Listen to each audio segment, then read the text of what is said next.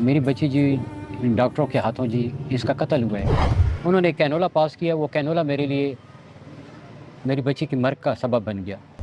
वहाँ पे उन्होंने जी 1 ही घंटे के अंदर उन्होंने तकरीबन मुझसे 5 दफ़ा रिक्वेस्ट किया कि सर 5-500 ml की इसको ड्रिपें लगेगी। 5 ड्रिपें उन्होंने लगाई है, उसको ओवरडोज़ कर दिया। मेरी बच्ची का हाथ सूज गया, मेरी बच्ची के पाँव सूज गए, मेरी बच्ची का चेहरा सूजने लगा।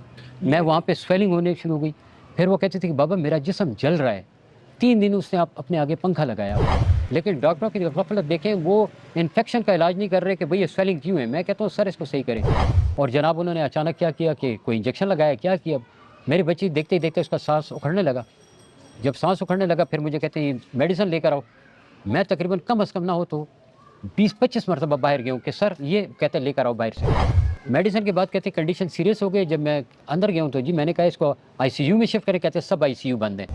अगर मैं नाम लूँ तो फिर सारे कहेंगे कि जी हमारे पीछे पड़ गए। सब हॉस्पिटल के साथ हमारा राब्ता था और जिसको मैं कहता था कि इमरजेंसी में जी मुझे आईसीयू वार्ड चाहिए तो कहते हैं नहीं है। जबकि मुझे ये भी कहा गया कि जी 1 लाख पर डे आपको देना पड़ेगा प्राइवेट। स्ट्रेचर पे लेटी हुई है, बेड भी नहीं था, स्ट्रेचर पे है। अच्छा। वो स्ट्रेचर भी हम लोगों ने शनाख्ती कार्ड देकर वहाँ से लिया है। ये जो इतना टाइम आपने एचएमसी में गुजारा है, बमुश्किल 12 घंटे भी आपने नहीं गुजारे। जी, जी। तो आपसे कितने रुपए की अद्वियात मंगाई गई हैं?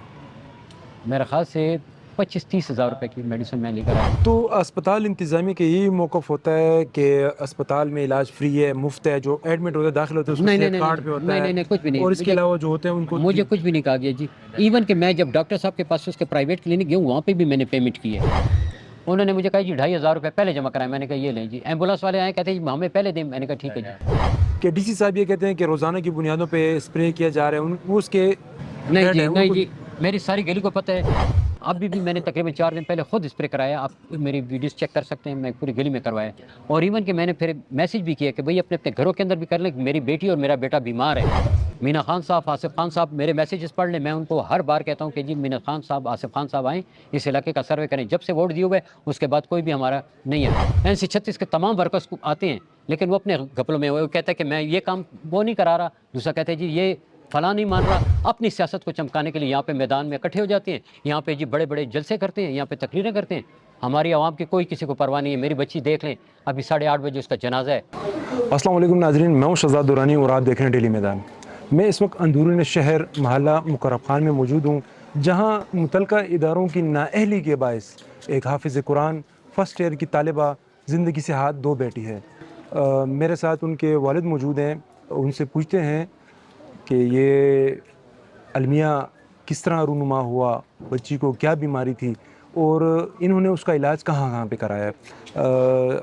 अल्लाह ताला आपको सब्र जमील अता करे। अपना जी, नाम बताएँ? बिस्मिल्लाहिर्रहमानिर्रहीम। जी, मेरा नाम मोहम्मद हुमायूं है। मैं जी लेक्चरर हूँ शोबे से, अकाउंटिंग पढ़ाता हूँ। मेरी वाइफ़ जो है पेशावर मॉडल बॉयज़ 1 में लेक्चरर है। मेरी बच्ची जी डॉक्टरों के हाथों जी इसका कत्ल हुआ है। मैं ये नहीं कहता कि ये फ़ौत हुई है, क्योंकि डेंगू इतना वो नहीं था। मेरे बेटे को भी डेंगू हुआ है, लेकिन हमारे इलाके में देखें हर वक़्त गंदगी रहती है और सारी गली को पता है। एनसी 36 में मीना खान का इलाका है। मैं रोज़ाना आवाज़ उठाता हूँ कि जी यहाँ पे गंदगी है, यहाँ पे गंदगी के ढेर हैं, यहाँ पे मच्छर हैं। यहाँ पे एक 32 कदम की एक नाली है, वो नहीं बना के दे रहे। जबकि यहाँ पे मैंने अपने प्राइवेट जो है पाइप मँगवा लिए हैं जी। आमिर मोमन साहब जो हैं हमारे इस इलाके के नाज़िम हैं, उन्होंने अपने फ़ंड से दिए हैं। यहाँ पे फ़ंड भी हमें नहीं दिया जा रहा, जबकि ये लोग कामयाब हुए हैं। दूसरा, मेरी बच्ची को डेंगू जब हुआ है तो मैंने उसका इलाज जो है प्राइवेट डॉक्टरों से भी करवाया है। सबसे पहले मैं उनको लेकर गया हूँ जी यहाँ पे रियाज़ुल हसन साहब के पास। उन्होंने इसकी ट्रीटमेंट की है।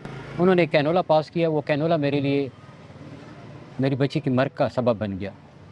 क्योंकि कैनोला उन्होंने पास किया है और जनाब वहाँ पे थोड़ी-सी इन्फेक्शन हुई है। ट्रीटमेंट वही है। लोग कहते हैं जी इसको जूसेस दें, जूसेस भी दिए हैं। लोग कहते हैं फलाँ परवाज़ आम लगाई जाती है, इसके बाद नैरोबियान लगाए जाते हैं, वही ड्रिपें लग रही हैं। दूसरे के पास जाता हूँ वो कहते हैं यही लगानी है। लेडी जब अस्पताल में ले गया, लोगों ने कहा लेडी ले जाएँ। वहाँ पे उन्होंने जी 1 ही घंटे के अंदर उन्होंने तकरीबन मुझसे 5 दफ़ा रिक्वेस्ट किया कि सर 5-500 ml की इसको ड्रिपें लगेगी। 5 ड्रिपें उन्होंने लगाई है, उसको ओवरडोज़ कर दिया। मेरी बच्ची का हाथ सूज गया, मेरी बच्ची के पाँव सूज गए, मेरी बच्ची का चेहरा सूजने लगा। मैं वहाँ पे स्वेलिंग होने शुरू हो गई। फिर वो कहती थी कि बाबा मेरा जिस्म जल रहा है। 3 दिन उसने अपने आगे पंखा लगाया। मैंने कहा बेटा ऐसा करता हूँ रीडिंग छोड़ दें, मैं आपको किसी अच्छे हॉस्पिटल में ले जाता हूँ। अल खिदमत हॉस्पिटल ले गया। वहाँ पे भी उन्होंने फिर ड्रिप लगा दी। मैंने कहा जी ड्रिप इसको मत लगाएं कि ये ओवरडोज हो रही है, लेकिन डॉक्टरों की गफलत देखें, वो इन्फेक्शन का इलाज नहीं कर रहे कि भाई ये स्वेलिंग क्यों है। मैं कहता हूँ सर इसको सही करें। फिर मुझे किसी ने कहा कि जी आप ऐसा करें कि स्पेशलिस्ट के पास जाएँ, डबगरी गार्डन में है शराज साहब, तो शराज साहब के पास चले जाएँ। मैं वहाँ गया, उन्होंने मुझे कहा कि जी आप वार्ड में आ जाएँ। जब मैं गया तो वार्ड में उन्होंने मुझे कमरा नहीं दिया। जब आप रेफ़र कर रहे हो तो आप पहले तो देखें ना कि वहाँ पे कमरा है या नहीं। इन्होंने मुझे कमरा नहीं दिया और जनाब मुझे कहा कि जी रात को आप इमरजेंसी वार्ड में ठहरेंगे। तो मैंने सिर्फ ये रिक्वेस्ट किया कि सर बच्ची की तबीयत ठीक है, वही ड्रिप आप लगा रहे हैं, तो अगर आप मुझे इजाज़त दें तो मैं बच्ची को घर ले जाता हूँ। सुबह फिर आप 9 बजे जब बेड खाली होगा तो मुझे कह दें, मैं ले आऊँगा। मैं घर आया हूँ तो इन्होंने अपना इल्ज़ाम ख़त्म करने के लिए नीचे लिख दिया कि जी ये अपनी रिस्क पे इसको ले जाएँ। तो मैंने कहा भई बच्ची तो ठीक है ना। मैं घर ले आया, सुबह जब गया हूँ तो बच्ची ठीक है, सारे कह रहे हैं जी ठीक है, ठीक है। 12 बजे तक उसको ड्रिपें लग रही हैं, ठीक है। और अचानक फिर मुझे कहते हैं कि जी फलाँ मेडिसिन ले आएँ, जबकि अंदर मेडिसिन हैं और मुझे जी चित्राल मेडिसिन से आप पूछ सकते हैं, मैं ये जाता रहा हूँ। ये आप डबगरी गार्डन का जिक्र कर रहे हैं, जो आप बच्ची को लास्ट टाइम पे एचएमसी लेके गए थे उसका जिक्र कर रहे हैं? डबगरी गार्डन ले गया हूँ, वहाँ पे डॉक्टर साहब ने कहा है कि मेरी वार्ड में आ जाएँ, मेडिकल वहाँ पे एचएमसी में जो मेडिकल वार्ड है पेशेंट्स के लिए, जो डगी के पेशेंट के लिए जी, लेकिन उस वार्ड में जगह नहीं थी। ठीक है। उन्होंने मुझे कहा आपको कमरा नहीं दे सकते, आप इंतज़ार करेंगे। जब मेरी बच्ची सीरियस होने लगी, सीरियस कैसे होगी मुझे नहीं पता, क्योंकि सुबह सही थी, मेरे साथ गई है, हम उसे लेकर गए हैं, वहाँ पे इलाज हो रहा है। और जनाब उन्होंने अचानक क्या किया कि कोई इंजेक्शन लगाया, क्या किया, मेरी बच्ची देखते ही देखते उसका सांस उखड़ने लगा। जब सांस उखड़ने लगा फिर मुझे कहते हैं मेडिसिन लेकर आओ। मैं तकरीबन कम अज़ कम ना हो तो 20-25 मरतबा बाहर गया हूँ कि सर ये कहते हैं लेकर आओ बाहर से। मैं अंदर से कुछ मुझे नहीं दिया गया, सिर्फ ये आपकी जी। बच्ची का जो एचएमसी में प्राइवेट इलाज हो रहा था, नहीं सरकारी तो सतह पे उसका इलाज हो नहीं रहा नहीं, था? सरकारी कहाँ से आ गया, मैं अपनी जेब से पेमेंट कर रहा था हर एक चीज़ की। जो दाखिल हुई आपकी बच्ची वो जी। एचएमसी में थी, उसका जो सरकारी इलाज हो रहा था उसको वार्ड हुआ ही में नहीं है दाखिल सर, किया? हुआ ही नहीं है। उसने सिर्फ एक कार्ड बनाया और मुझे कहा कि आपको सुबह कमरा मिलेगा, तो कमरे में तो हमें जगह ही नहीं दी गई। मैं जब सुबह बच्ची को लेकर हूँ तो कहते हैं जगह नहीं है, फिर कहा कि जी कंडीशन अब सीरियस हो गई है। मेडिसिन के बाद कहते हैं कंडीशन सीरियस हो गई। जब मैं अंदर गया हूँ तो जी मैंने कहा इसको आईसीयू में शिफ्ट करें, कहते हैं सब आईसीयू बंद हैं। फिर मैंने कम से कम 7 जो हमारे हॉस्पिटल हैं, अगर मैं नाम लूँ तो फिर सारे कहेंगे कि जी हमारे पीछे पड़ गए, सब हॉस्पिटल के साथ हमारा राब्ता था। और जिसको मैं कहता था कि इमरजेंसी में जी मुझे आईसीयू वार्ड चाहिए तो कहते हैं नहीं है, जबकि मुझे ये भी कहा गया कि जी 1 लाख पर डे आपको देना पड़ेगा प्राइवेट अच्छा, आईसीयू में आईसीयू में रखने का। ठीक। वो भी मैंने एक्सेप्ट किया। मैंने कहा जी मैं 1 लाख पर डे देने के लिए तैयार हूँ, अगर प्राइम कहते हैं तो मैं वहाँ आ जाता हूँ, ये अगर नॉर्थ वेस्ट कहते हैं जी निजी अस्पताल, अच्छा, ठीक है। तो मैंने कहा मैं तैयार हूँ। लेकिन उसी दौरान आई डोंट नो कि क्या हुआ, अचानक वो कहते हैं कि जी इसकी तबीयत सीरियस है। और उन्होंने क्या किया जी, स्टमक वॉश शुरू कर दिए, माउथ ब्लीडिंग शुरू हो गई, फिर उन्होंने जो है ऑक्सीजन लगाना शुरू कर दिए। और इसी दौरान देखते देखते मेरे हाथों में बच्ची ने ये आप एचएमसी बच्ची को कब लेके गए थे जिस दिन वो फौत हुई हैं? आज उनका आज इंतकाल हुआ कल रात को लेकर गया था, कल रात को गए कल थे? रात को लेकर गया हूँ। कल- सिर्फ उन्होंने ड्रिप लगाई है और अंदर मुझे कहा कि आपकी बच्ची को ड्रिप लग गई है, ये इंजेक्शन लगा दिए गए हैं, आप सुबह तक वेट करेंगे। मैंने कहा सर सुबह तो 10 बजे आप लोग राउंड ख़त्म होगा और मुझे कमरा देंगे तो मैं 10 घंटे यहाँ पे क्या करूँ, मुझे आप परमिशन दें, मैं बच्ची को घर ले जाता हूँ। यहाँ पे मैं और मेरी वाइफ खड़े हैं, तो बच्ची है स्ट्रेचर पे लेटी हुई है, बेड भी नहीं था, स्ट्रेचर पे है। अच्छा, वो स्ट्रेचर भी हम लोगों ने शनाख्ती कार्ड देकर वहाँ से दिया है। लिया था। तो अब जो है मैं उस बच्चे को लेकर आया हूँ, अब इसका कौन रिस्पॉन्सिबल है, मैं किस। ये जो इतना टाइम आपने एचएमसी में गुजारा है, बमुश्किल 12 घंटे भी आपने नहीं गुजारे, जी जी, तो आपसे कितने रुपए की अद्वियात मंगाई गई हैं? मेरे ख्याल से 25-30 हज़ार रुपये की मेडिसिन मैं लेकर आया हूँ। तो अस्पताल इंतज़ामिया का यही मौक़िफ़ होता है कि अस्पताल में इलाज फ्री है, मुफ्त है, जो एडमिट होता है, दाखिल होता है, उसको नहीं नहीं सेहत नहीं कार्ड पे होता नहीं है, नहीं, कुछ भी नहीं। और इसके मुझे- अलावा जो होते हैं उनको मुझे कुछ भी नहीं कहा गया जी। इवन कि मैं जब डॉक्टर साहब के पास उसके प्राइवेट क्लिनिक गया हूँ, वहाँ पे भी मैंने पेमेंट की है। उन्होंने मुझे कहा जी 2,500 रुपये पहले जमा कराएं। मैंने कहा ये लें जी। एम्बुलेंस वाले आए, कहते हैं जी हमें पहले दें। मैंने कहा ठीक है जी। और जो एम्बुलेंस माफिया जो बाहर खड़े हैं, वो अपनी जो मरीज़ निकलता है यहाँ पे कहते हैं कि जी खिदमत के लिए खड़े हैं। आप ज़रा जाके देखिए, किसी एम्बुलेंस से बात करें, कहते हैं हयाताबाद से यहाँ तक 4,000 5,000। ये माफिया गैंग जो है रात को खड़ा होता है, दिन को खड़ा होता है। आप लोग ज़रा इसको चेकअप करें, इस पर भी कोई बात नहीं कर रहा। आपका जो मसला आपने जो बयान किया है, इसमें कई इदारे मुलविस हैं, कई इदारों की नाअहली इसमें साबित होती है। एक तो सबसे पहले ये है कि डीसी साहब ये कहते हैं कि रोज़ाना की बुनियादों पे स्प्रे किया जा रहा है, वो उसके नहीं हेड जी, हैं, नहीं उनको- जी, मेरी सारी गली को पता है कि मैं इस इलाके का एक आम बंदा हूँ, आम शहरी हूँ, लेकिन मैं अपने हमसायों को खफा नहीं करता। ये तमाम चारपाइयों पे बैठे हुए कोई बंदा मुझे कह दे कि नहीं, मैं सबकी खिदमत करता हूँ, क्योंकि मैं खुद मेरे रग रग में ये चीज़ है। मैं कई दफ़ा गया हूँ हुकूमती इदारों के पास और उनको रिक्वेस्ट करके प्राइवेट बंदों को पकड़ के लाया हूँ। कोरोना के दौरान में भी मैंने स्प्रे खुद कराया है। अभी भी मैंने तकरीबन 4 दिन पहले खुद स्प्रे कराया। आप मेरी वीडियोस चेक कर सकते हैं, मैं पूरी गली में करवाया। और इवन कि मैंने फिर मैसेज भी किया कि भाई अपने अपने घरों के अंदर भी कर लें, मेरी बेटी और मेरा बेटा बीमार है।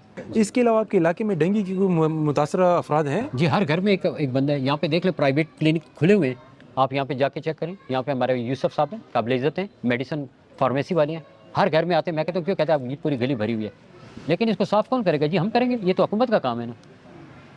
लेकिन हुकूमत तो हमारे साथ कोई ताउन नहीं कर रही। कोई बंदा आकर यहाँ पे दावा करे इस मैदानी में, मैं चैलेंज करता हूँ, ये सारे हमारे इलाके के बुजुर्ग बैठे हुए हैं, कोई बताए कि कोई है? हमारा कोई भी बंदा जो है यहाँ पे जो नामजद हैं, मीना खान साहब, आसिफ खान साहब, मेरे मैसेजेस पढ़ लें। मैं उनको हर बार कहता हूँ कि जी मीना खान साहब, आसिफ खान साहब आएँ, इस इलाके का सर्वे करें। जब से वोट दिए हुए उसके बाद कोई भी हमारा नहीं है।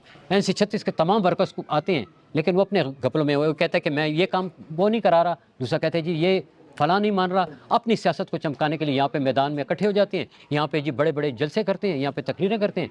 हमारी आवाम की कोई किसी को परवाह नहीं है। मेरी बच्ची देख लें, अभी 8:30 बजे उसका जनाजा है, देख लें मेरी बच्ची, जवान बच्ची मेरी TMUC में जी पढ़ रही है, और वो जो है A लेवल की स्टूडेंट है, हाफिज़ कुरान, मेरी बड़ी बच्ची हाफिज़ कुरान। मेरा घराना सब तालीम याफ्ता है।